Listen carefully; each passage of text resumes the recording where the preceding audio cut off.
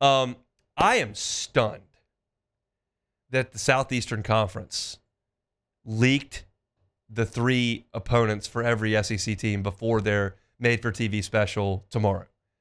Chris Lowe, who's a wonderful reporter, a longtime reporter who's covered the SEC for decades, put out his stories with On3 now and had all 16 teams, all 3. And I'm comfortable suggesting that he's got that right.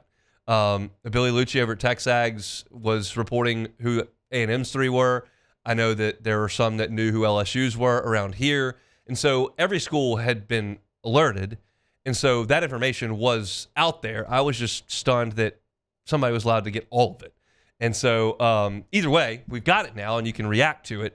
If you were listening to Off the Bench this morning, Hester and Flynn were not in good moods at all. And Hester suggested there's maybe some people on the dial a little bit later on in the day that would be thrilled with the news. I don't know that I would put myself exactly in that camp, because here's my take on the situation with the, I want to say permanent because that's what we always used. It's annual. And keep in mind, this is just for 4-year cycles. So in 4 years, you're going to reevaluate this, and you're going to play everybody in the league every other year. And these are only 3 of your 9 league games. There are 6 other games. So as much as you want to create some level playing field here, you realize that there's going to be a lot of variables on every other schedule because there are 6 other games. This is only a third of your league schedule. So I'm not here to rant and rave and jump up and down and cuss over who got who and who got what. I am here to react to what LSU got. And it's, for those that aren't aware, it's Ole Miss, it's Texas A&M, and it is Arkansas. And I think if you're just going to judge this in a vacuum, that is a favorable draw in terms of strength of schedule for LSU.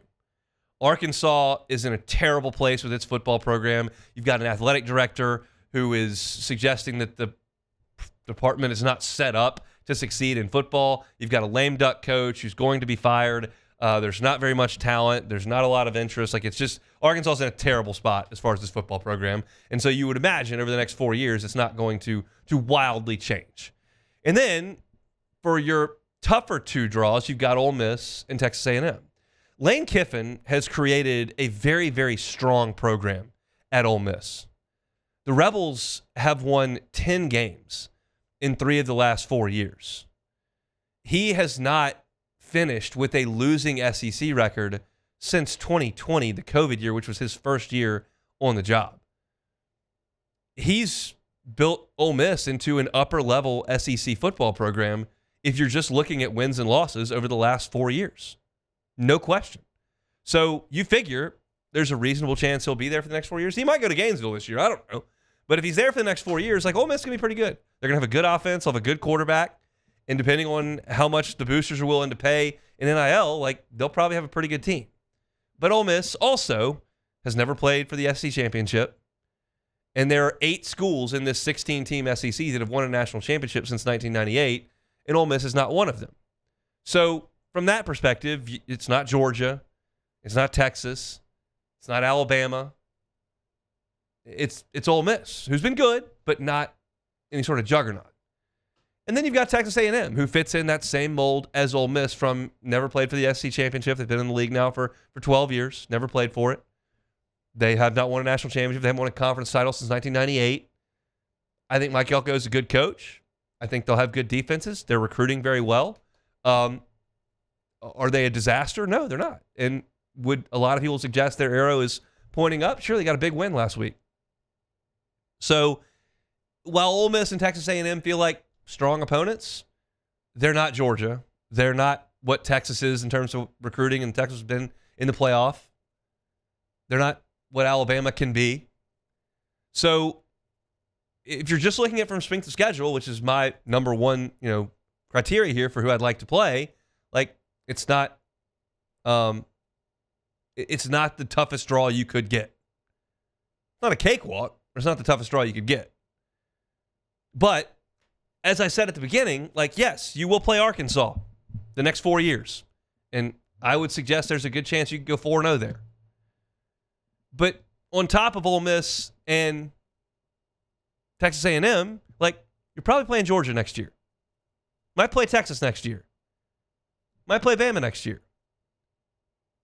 You got Clemson on the schedule next year. So, like, it's not, this is just 3 of the 12 games. It's 3 of the 9 league games.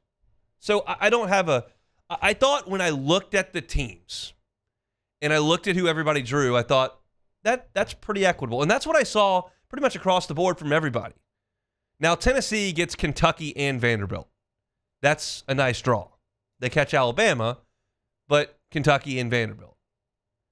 But, again, they're going to play LSU, Georgia, Texas, Oklahoma as well at some point in the next 4 years. So I'm not going nuts here. I'm not losing my mind because LSU is not playing Florida this next year, potentially.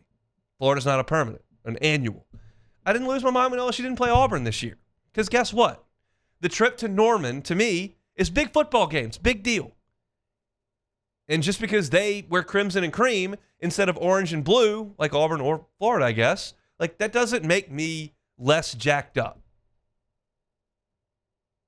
I'm just as fired up for Texas to come out of the Tiger Stadium tunnel than I am if it was Georgia or Auburn. I realize there's more history with LSU and Auburn, but in terms of the environment, the setting, the brands, the impact on the season, like all those things, like, there's just a lot of really good games in the SEC. Now, you would have heard me throw a fit here, yes, if you would have gotten LSU and Texas and Georgia. If you had gotten Alabama, Texas, and Georgia, if those were your 3. Because that's just, it's just going to be very difficult to navigate that. And strength of schedule matters immensely in college football. It's not that big a deal in the NFL. Like, it is. Their first place schedules and last place schedules and their division crossovers and those types of things. But, like, it's 30 teams on a level playing field. This is 16 teams, and it's not a level playing field. Kentucky is just not Bama. Vandy is just not Texas. So, strength of schedule matters. And the reason that Indiana got in the playoff last year is not because they were great at football. It's because they played an easy schedule. If South Carolina had played Indiana's schedule, they'd have been in. So it's a big deal how hard your schedule is. But assigning every school 3 opponents does not suggest what the strength of schedule ultimately is going to be. And I know that Matt and Jake this morning were just mortified that Florida wasn't a permanent opponent, that Bama wasn't a permanent opponent. They may be on the schedule next year. In fact, I bet one of them is. We just don't know. And I'll tell you this, like, you need a couple of games in your conference slate that you can win by 3 scores. It's more fun to get amped up and jacked up and fired up to play Florida, and Bama, and Texas, Georgia, and all that. But if you put the toughest 8 games on your toughest 9 games, I guess now at this point, toughest 9 games on your schedule, yeah, those Saturdays be fun. You'll get the emotions going. You're also probably not going to the playoff. So you got to kind of decide what's the most important thing. Is it testing your manhood every single Saturday, or is it making sure you're in the playoff? You can't make sure of that, but it's just something that you've got to consider. And to me, I like to get in the playoff. I like Indiana's route from last year more than I like South Carolina's. So we'll see what the entire schedule is. I realize it's a lukewarm take from me to not go rant and rave and hoot and hollering, but this is just 3 games. And I think for LSU, it's fairly favorable because you don't have a true blue blood in that 3. But guess what? There will be 3 blue bloods on that schedule when it comes out for next fall. Just a matter of when and where, because you can't avoid them all in the SEC. So that's a look at LSU's permanent opponents. If you're looking for everybody's, you can find it over at louisianasports.net. I've got all your coverage there for free. Hey, thanks for watching Hunt on LSU. Before you get out of here, do us a couple of favors. Hit that like button, leave your comments below, and subscribe to the channel for all your Fighting Tiger football talk. See you next time.